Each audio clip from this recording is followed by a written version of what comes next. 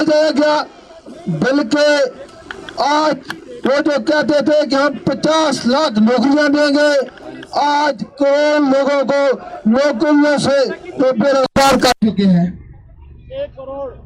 آج آپ کا مسئلہ آپ کا مسئلہ نہیں ہے، ہر ادارہ آج عدم تحفظ کا شکار ہے۔ یہ حکومت آپ کے لیے پاکستان کے لیے کر تو کوئی نہیں سکی، لیکن ہر ادارے کو سڑک پہ لانے کے لیے ایک عجیب میں سمجھتا نہیں اس حکومت کو حکومت کرنی آتی نہیں ہے۔ 20 سال کیا اسٹرگل کرتے رہے ہیں۔ آج جو آپ کا مسئلہ ہے، ماشاءاللہ بڑے بڑے پڑھے لکھے لوگ، پی ایچ ڈی لوگ، اسکالر لوگ آج ہمارے پروفیسر ہیں، ہمارے کالجوں میں ہمارے اسکولوں میں ڈیوٹیاں دے رہے ہیں۔ میں سمجھتا ہوں کہ آپ کی قدر جب آپ ایم سی آئی کے تحت آئیں گے تو وہ اس قدر جو آپ کا منزل ہونی چاہیے، آپ کا مقام ہونا چاہیے، وہ آپ کو مقام نہیں مل سکتا۔ اسی طرح آپ کے جو اور معاملات ہیں، آپ کی ویجز ہیں، دوسرے معاملات ہیں، وہ مجھے پتا ہے کہ ایم سی آئی ابھی کیونکہ اسلام آباد میں نئی ڈیولپ ہوئی ہے، اس لیے پچھلا دور ہم نے دیکھا کہ ایم سی آئی کے پاس کوئی زیادہ اختیارات نہیں تھے، لیکن آپ کی جدوجہد کے ساتھ ہم آپ کے ساتھ ہیں۔ آپ کو وہ مقام ملنا چاہیے جس کے آپ مستحق ہیں، اور انشاءاللہ مسلم لیگ نون آپ کو وہ مقام لے کر دے گی، آپ کے ساتھ شانہ بشانہ کھڑے ہوگی۔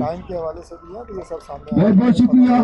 میں ایک دفعہ پھر آپ سے، اپنے اسلام آباد کے لوگوں سے اور مسلم لیگ نون کے تمام کارکن وہ سارے انشاءاللہ جب آپ کہیں گے آپ کے شانہ بشانہ کھڑے ہوں گے، اور آپ کی بات نہ صرف یہاں اسمبلی سے باہر، انشاءاللہ اسمبلی کے اندر بھی ہمارے مسلم لیگ نون کے پارلیمنٹیرین بھرپور طریقے سے اٹھائیں گے۔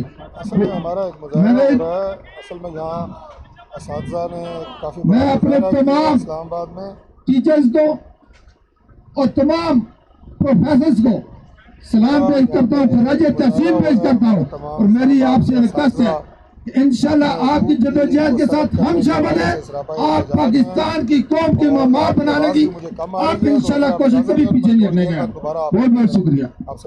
یہ تھے محترم جناب انجم عقیل خان صاحب، رہنما مسلم لیگ نون، سابق MNA، اور اب میں دعوت خطاب دوں گا جناب ڈاکٹر طارق فضل چودھری صاحب کو۔ نگہ بلند سخن دل نواز جاں پرسوز، نگہ بلند سخن دل نواز جاں پرسوز، یہی ہے رخت سفر میر کارواں کے لیے محترم سابق وفاقی وزیر کیڈ جناب رہنما مسلم لیگ نون ڈاکٹر طارق فضل چودھری صاحب۔